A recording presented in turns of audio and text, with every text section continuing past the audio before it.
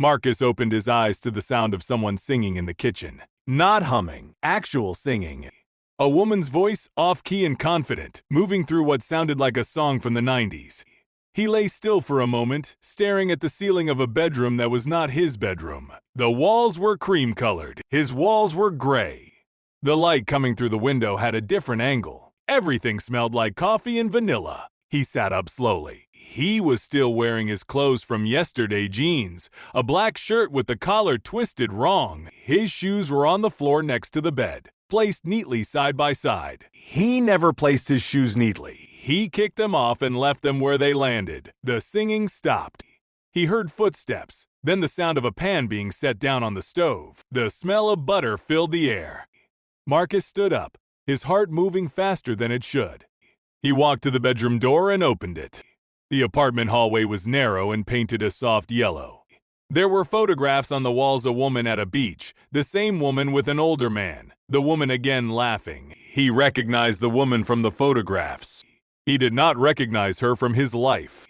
She was standing at the kitchen counter wearing an oversized gray sweater and black leggings. When she saw him, she smiled the way people smile at someone they have known for years. "Morning," she said. "I made eggs. You like them scrambled, right?" Marcus opened his mouth. Nothing came out. "You okay?" She set down her coffee cup. "You look weird."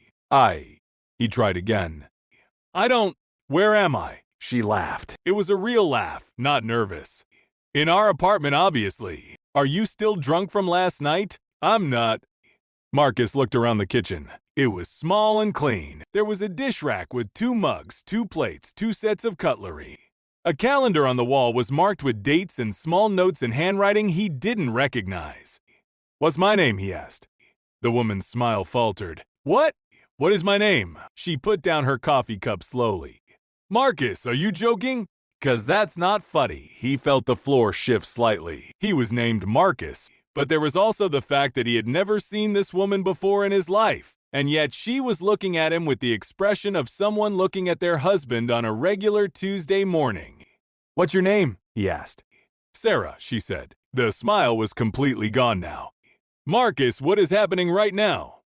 "I don't know," he said, and he meant it completely. "I woke up here. I don't know how I got here. I don't know you." Sarah's face changed. The color drained from it. She sat down at the small kitchen table, pulling out one of the wooden chairs slowly, as though her legs had stopped working properly. "Okay," she said. "Let me call Dr. Patel."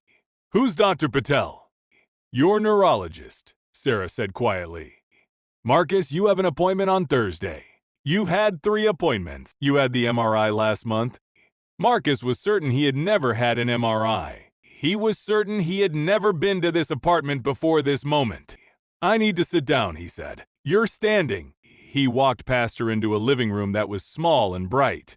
There was a sofa, a television on the wall, and bookshelves holding books and photographs in frames and a dying plant, and a candle that smelled like lavender. He sat on the sofa. His hands were shaking slightly. Sarah came into the living room carrying her phone. She was dialing.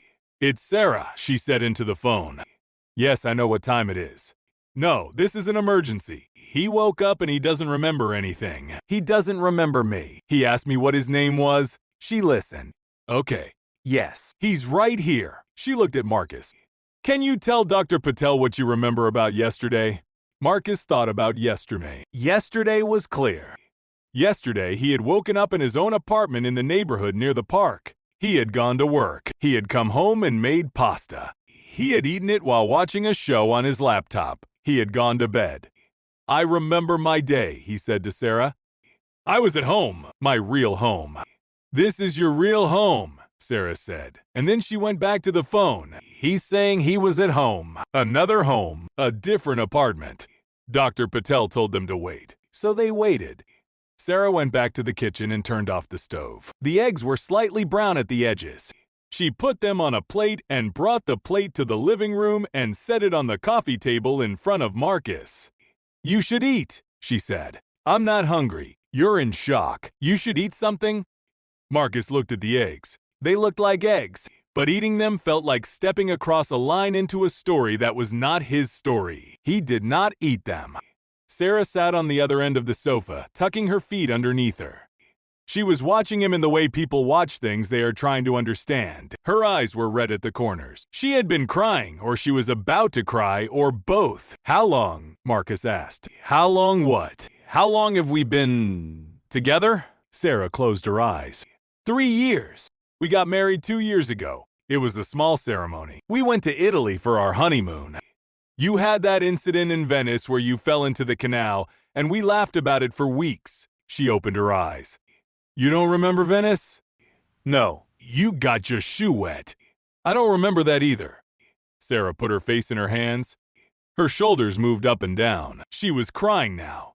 Marcus felt something in his chest that might have been guilt, except he had done nothing. And yet there was guilt anyway. There was guilt because Sarah was crying, and because she was looking at him the way you look at someone you love when they have become a stranger. Dr. Patel arrived 2 hours later. She was a woman in her 50s, with gray streaks in her hair. She sat in an armchair across from the sofa and asked Marcus questions. What was his name? Marcus. What was the date? He didn't know. What year was it? He had to think. He said 2024. Dr. Patel and Sarah exchanged a look. It was 2026. Did he remember his childhood? Yes, he remembered all of that. He just didn't remember being married. He didn't remember Sarah. Has anything like this happened before? Dr. Patel asked, looking at Sarah. No, Sarah said. Never. He's been fine. He's been completely fine. The scans from last month showed some changes in the temporal lobe, Dr. Patel said to Marcus.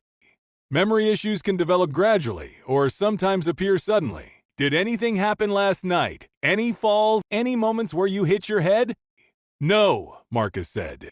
What do you remember about last night? Marcus tried to think. The day was clear until evening. Evening was clear too. But the moment between leaving work and arriving home was fuzzy. The moment between going to bed and waking up here was very fuzzy. I don't remember going to sleep, he said. You don't remember coming home? I remember being home. I remember being in my apartment. But I don't remember how the evening ended. Sarah made a small sound like a gasp. The apartment you're describing, do you know where it is? Dr. Patel asked. 3 blocks from here, Marcus said. And then he realized what he had said. I mean, I don't know if it's close or far. I know where it is. And this apartment, do you recognize it? No. Not at all? Not at all. Dr. Patel was making notes. I think we should do another MRI today. There might be something we need to rule out. The MRI was scheduled for 3 hours later. That meant Marcus had 3 hours to sit in an apartment that was supposedly his home, with a woman who was supposedly his wife, knowing nothing about either of them. Sarah made tea with honey and lemon, and brought him a cup without asking. The cup had a small chip on the rim. She noticed him looking at it. I broke that, she said. Last month. I felt awful because you bought that set when we first moved in together. But you said it didn't matter. You said a chipped cup was better than a perfect cup because it had a story. I don't remember the cup, Marcus said. I know. They sat in silence. The tea was hot. It was good tea, but that didn't help. I need to ask you something, Sarah said finally. And I need you to be honest. Do you want to be married to me? The question hung in the air between them. Marcus thought about how to answer. He thought about the truth, which was that he had no basis for answering it. I don't know, he said. I don't know you, so I can't answer that question. Sarah nodded slowly. That's actually fair, Sarah. No, I mean it. You're in crisis right now. But she didn't sound sorry. She sounded the way people sound when they are holding something very heavy and waiting for someone else to help them put it down. At the hospital, they put him in a machine that made loud clicking sounds and took pictures of his brain. When it was over, Dr. Patel said they would have the results in a few hours. She recommended rest. Home. That word again. The results came back late in the evening. There was no stroke. There was no infection. There was just the progression of the changes they had seen before. So his memory should come back? Sarah asked. Possibly. It's unpredictable. I've had patients regain memories within hours. I've had patients who never regain them. Sarah stood up. So he might never remember me? He might never remember our marriage. It's possible. So my husband is sitting here as a stranger, and he might be a stranger forever. She walked out of the office. Marcus followed her. They didn't talk on the drive home. Sarah drove with both hands on the wheel, her jaw clenched. When they got home, she went directly into the bedroom and closed the door. Marcus heard the lock click. He sat on the sofa. He turned on the television, but he didn't watch it. He just sat there, listening to the sound of Sarah crying on the other side of the bedroom door. Around 3 in the morning, the bedroom door opened. Sarah came out wearing an oversized t-shirt. She didn't say anything. She sat down next to him. After a while, she put her head on his shoulder. He put his arm around her. They sat like that for a long time, not talking, just sitting in the dark living room. In the morning, there was gray light coming through the windows. Sarah woke up with her head on his shoulder. When she realized where she was, she sat up slowly. "I'm going to tell you our story," she said. "All of it, and you're going to listen." She told him how they met at a coffee shop, where she had spilled her drink on his jacket. She told him about the first date, where he had been so nervous that he knocked over a glass of water. She told him about the moment she knew she loved him. It was a Thursday in March when he brought her soup because she was sick, and he sat on the floor next to her bed and talked to her for hours. She told him about the engagement he had proposed in the park early in the morning with a ring that had belonged to his grandmother. She told him about the wedding in a garden with only the people they loved. She told him about the apartment they had bought together, painting the walls together. She told him about the doctor's appointment where they found out about his condition. She told him about the conversation where they decided to stay together anyway. And when she was finished, Marcus said, "I'm sorry." "I know," Sarah said. "But sorry doesn't fix anything." "No, it doesn't." "Do you think you could try?" she asked. "Even though you don't remember me, could you try to stay? Could you try to see if something could happen between us again?" Marcus thought about it. He thought about the fact that he didn't know her. He thought about staying in a life that wasn't his, being a husband to a woman he had no memory of marrying. "Yes," he said, "I can try." "Really?" "Really." She took his hand. It was a small hand. It fit inside his. When she held it, something shifted. It wasn't a memory coming back. It was something else. It was the present, insisting that he pay attention to it. "We should go to sleep," Sarah said. "It's very late." They went to the bedroom together. This time, when they got into bed, they held each other. She fell asleep quickly, her face against his chest. He stayed awake longer. He listened to her breathing. He felt the weight of her body against his. He tried very hard to feel something. By morning, he thought he might be starting to. Over the next week, Marcus tried. He woke up early and made coffee the way Sarah had shown him. He brought it to her in bed. She opened her eyes and looked at him like she was waiting for something. He couldn't give her that, but he could bring her coffee, so he did. He asked her questions about their life together. He asked her to show him the photographs. He asked her to tell him the stories. Sometimes when she was telling a story, her eyes would get bright, and he would realize that she was remembering something good. Those moments were difficult. He would see her light up. And then he would watch her remember that he didn't know what she was talking about, and the light would go out. 2 weeks after he woke up, he started to notice things. He noticed that Sarah had a habit of touching her collarbone when she was thinking about something difficult. He noticed that she made a particular sound when she laughed. He noticed that she always made sure his water glass was full. He noticed that she rearranged the pillows on the sofa every morning, just slightly. One morning, he woke up before her. He lay in bed and looked at her sleeping. There was a line between her eyebrows that suggested she was thinking about something, even in sleep. He reached out and very gently touched her hair. It was soft. It smelled like lavender and honey. He didn't remember her, but he was beginning to understand why someone would love her. He was beginning to understand why someone would marry her.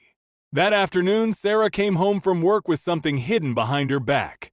"What's that?" Marcus asked. "A surprise. Close your eyes." He closed his eyes. He heard paper rustling. He heard Sarah breathing.